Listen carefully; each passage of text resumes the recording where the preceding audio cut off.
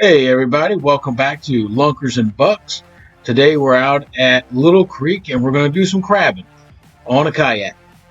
So weather's pretty good. We're in about 5 feet of water, oyster bed, salt water for the most part, maybe a little bit of brackish, but mostly salt water coming in from the Chesapeake Bay. What we're using right off the bat is going to be a net trap, as you can see here. We also have a steel trap, and then we're also going to be using some hand lines. They're all very effective. You can use them all from a pier or, again, from a kayak, as you see here. Let's get on.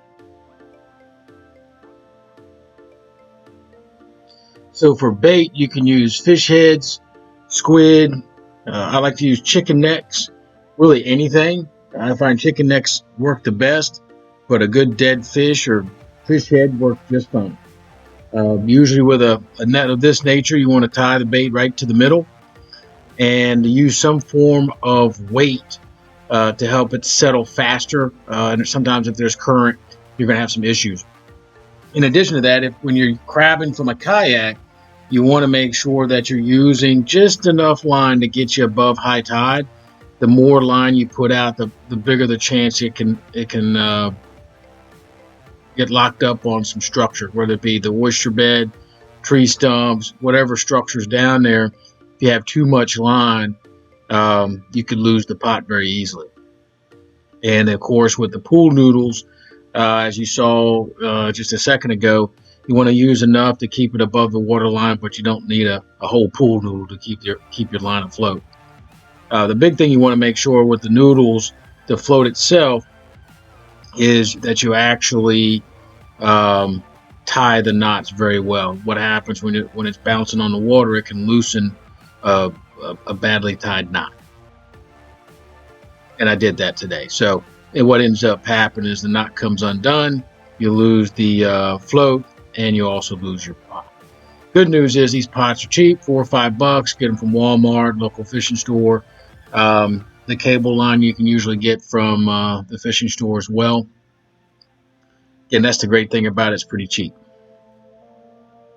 Now, of course, when you're fishing or crabbing, you want to keep the blue crabs and you want to release the females if at all possible. Now, there's always some form of regulations, usually 3 to 5 inches across. Anything smaller, they require you to throw back. And of course, with the females, if you see a bunch of orange eggs on the back of it, you want to release those so they can, have as many babies as they can. And blue crabs are better eaten anyways, tend to have more meat on them, whereas the female crabs later in the year are better for fishing. They're good for red drum, speckled trout, really just about any type of fish you want to catch. But from what I found, females work the best for fishing, males work the best for eating.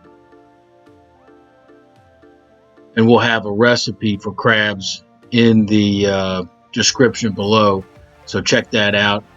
Pretty simple recipe, best eating crabs you can possibly have. This is in Norfolk, Virginia, where we've got seafood restaurants everywhere. Again, as you put this pot in, there you go. Go straight down. Let the line go down. Then, of course, boom, there you go. Pretty simple stuff. Again, don't forget 2-ounce weight usually works pretty well, and it'll settle just fine. And again, make sure that the line is long enough to get above the water. If the pot's too heavy and the line's too short, the whole process will sink and you'll lose the pot.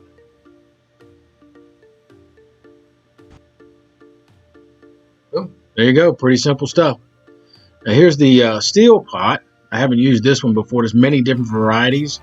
This one only ran about $9. That's a good deal.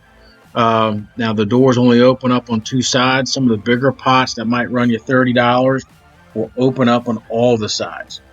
You can put the bait at the top of the rack. You can put the bait on the bottom. I like using the bottom. If you put it up at the top, crabs will just sit on top. There you go.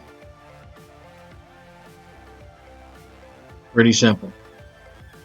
Of course, here we have a hand line. I just use any type of string. Normally, I use a big white cable, thicker line, 40 grade cable.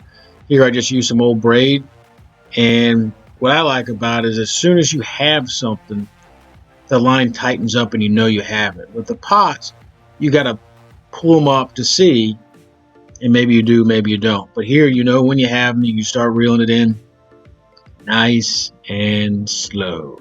Go too fast, you're going to jerk it out of the crab's hands. It's always cool trying to figure out how big it is just by the tugging on the line. Oh, look at that. A little dab right there. Not worth my time even trying to net it. But you can see it's pretty cool. Just hanging on, hanging on. Boom, lets it go. Just toss it right back out.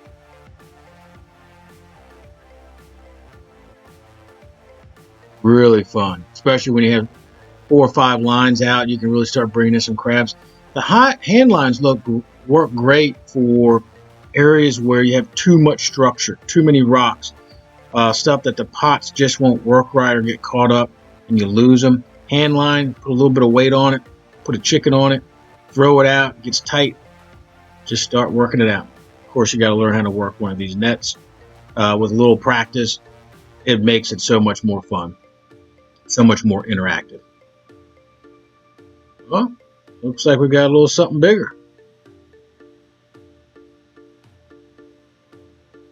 As you can see, you can already put the net in the water, so as they come closer to the surface, they already see it. If you try to dip the net in the water once they've come up, they tend to scare away. Get the net a little closer, a little closer, closer. Oh, there it is.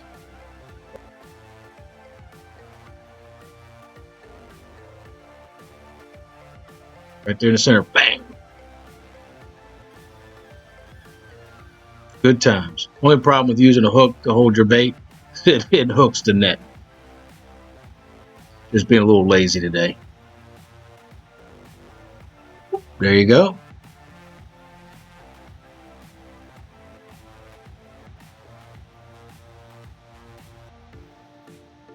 That one's a female. You can tell by looking at the triangle on the belly. That's a female crab, and this one is too small to keep.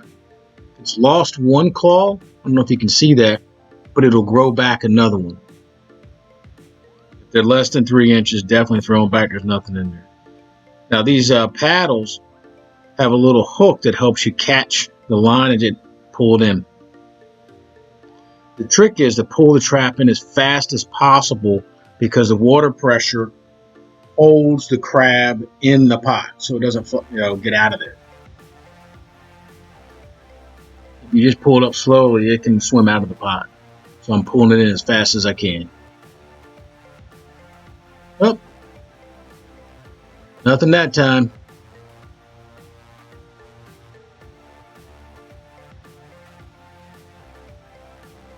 Nothing. Now the nice thing about the steel trap is those doors shut and it makes it harder for them to get out. They still can, but much harder than the string trap. Later in the video, I'll show you the difference really between the male and the female with egg sacs. And the steel trap, again, is only about $9 if you're looking at a cheap one, 30 to 40 for one that's a little bit more.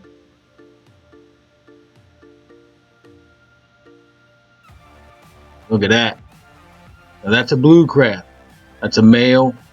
Not quite big enough, but we're getting there.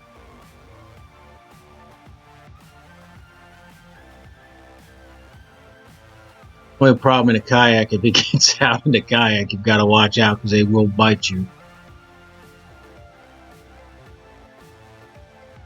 See that? That's a male. He's got those blue claws. They also call him a Jimmy. The best way to grab them is by that back fin right there. Those claws can't come around to get you. Physically can't get you. Good looking crab.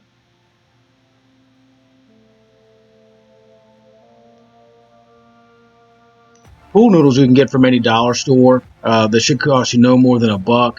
You can cut 6, 7 of these little floats For each trap you have, more traps you have, more crabs you should be able to catch.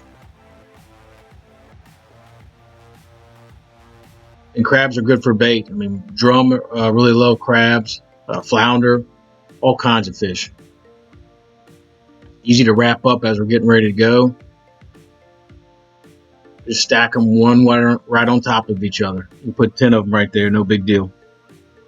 You get the bait out later.